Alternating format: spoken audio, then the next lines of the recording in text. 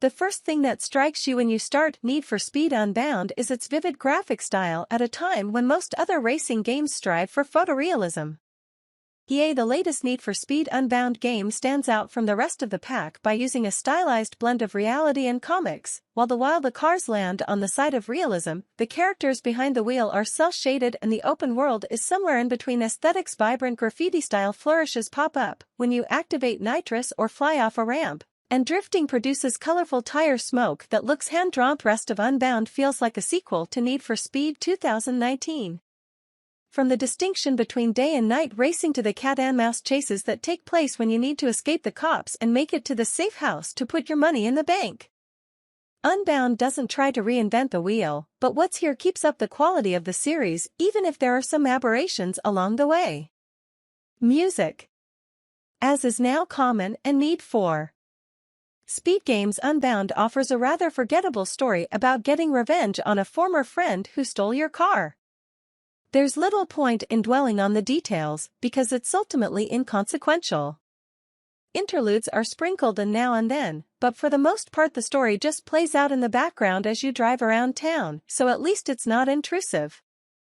Every now and then there's some fun incidental dialogue, including a mission where you're traveling with a wee bracer who tells you his story of anime the entire ride and how it's definitely not an animated movie. I saw this anime when I was a kid and really got stuck on it. Oh yeah, like a cartoon. Anime isn't a cartoon.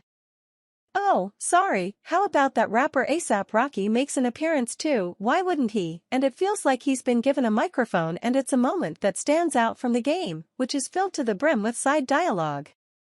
Other than that, the story is relatively easy to ignore, but it does manage to add momentum to the structure of the game. Unbound takes place in 4-week stat weeks. At the end of each week, there are a series of qualifying races that eventually lead to a grand finale in which your goal is to win the. Each qualifying race has an entry fee, so you'll spend the days leading up to the finale participating in various races and events to earn enough money to upgrade your car, and in addition to accumulating money, each of these events also attracts the attention of local police. If you get arrested by the police before making it to a safe house, you'll lose all your winnings and have to continue the next day. Need for Speed Heat has a similar structure, but while the game featured legal street racing during the day and illegal street racing at night, Unbound chooses to go the illegal route 24/7.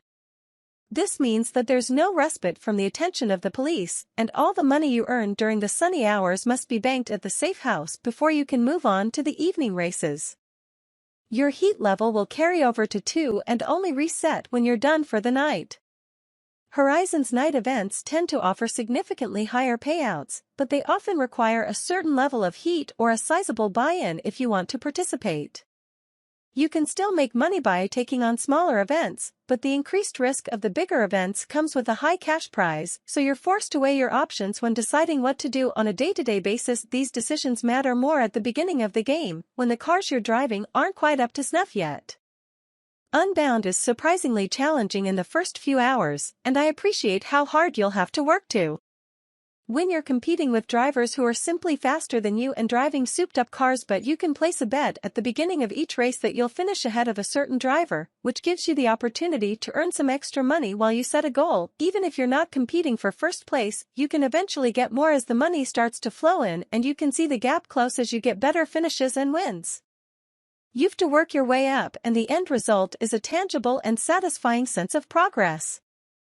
If you love to drive sideways around corners, a car that emphasizes drifting will make your life easier. If you prefer to slow down and hit the apex of each corner, a grippy car will be beneficial no matter what style you choose. I've found, however, that you can alleviate the problem somewhat by setting the steering sensitivity slider to high in the car's handling settings. While this isn't an ideal solution, it does make the driving feel more responsive and precise, like other arcade racers of this type.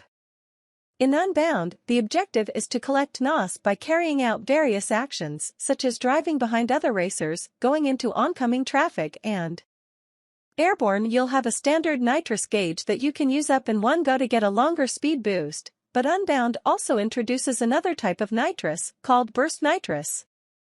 As the name suggests, it lets you activate a short boost that's controlled by a custom map system. For example, when you drift, the only downside is that the AI doesn't always play fair. Other drivers tend to take over your speed when you use nitrous, whether they use nitrous themselves or not. This detracts from the joy of activating nitrous oxide. The leading AI car also sometimes zooms ahead and finishes the race more than 30 seconds faster than everyone else at the start. You've little chance to fight back, so chases with the police can last a long time even if your car isn't the fastest. This adds to the tension, and the ever-present feeling that you're severely outgunned isn't a negative, but it's disheartening when you finally escape arrest, only to enter another protract and chase when a police car shows up right in front of you unbound, flooding the streets with extra cops, making driving from race to race a tedious affair. Some of these same problems existed in Need for Speed Heat, reinforcing the impression that Unbound is more of a lateral move than it's a push for the series. It's neither worse nor better than its predecessor and makes for another exciting arcade racer that's nonetheless hampered by some annoyances. It's unlikely that Unbound will emerge from the shadow of the most popular games off the genre right behind you.